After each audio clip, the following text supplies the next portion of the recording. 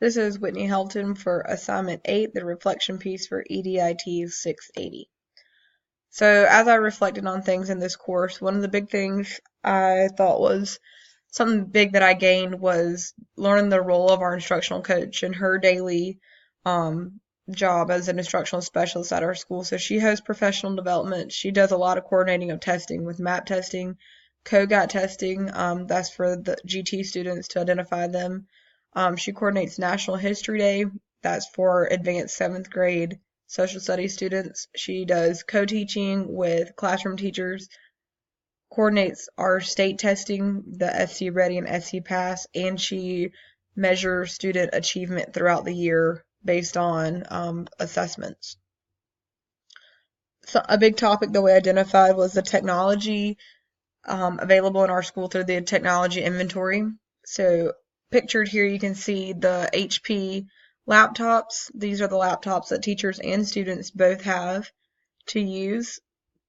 These are the clear touch panels that are new to most teachers. Behind it you can see the Promethean board. So some still have just a Promethean board. Some have the new clear touch panel. As well as Canvas, our learning management system, which everyone has access to using, just some are more familiar with it than others. Identifying technology deficits at our school was a big piece for me. I wasn't really aware of how much of a deficit we had until I had to do this investigation. So learning the deficit was mainly with training with new software, things like the new boards, MobyMax, using IXL Discovery Education, and gaming in the classroom was something that teachers identified as a deficit based on a survey that we conducted. You can see here through the survey, teachers were asked on a scale of 1 to 10, 1 being not comfortable, 10 being most comfortable, how they felt using software like MobyMax, how they felt about learning about it, how they felt about learning educational games, how comfortable they felt already using MobyMax and educational games. So clearly teachers would like to know more information about these topics. Gaming in the classroom is something I focused on with my group.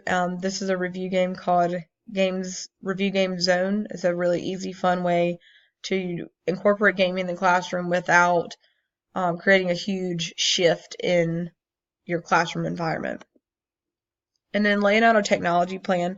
I found this to be a really big piece. I think actually having to put the pieces together of what would be a logistical and what's the best way of doing this and what would be the cost was a great learning and experience for me. So customizing a plan, that was my idea, was customizing our technology plan so that everybody is getting a customized experience. So my example was, if you have someone in a group who is ready to build a website for their course, but someone who's still struggling to use our learning management system, then they both aren't going to benefit from the same topic of coverage.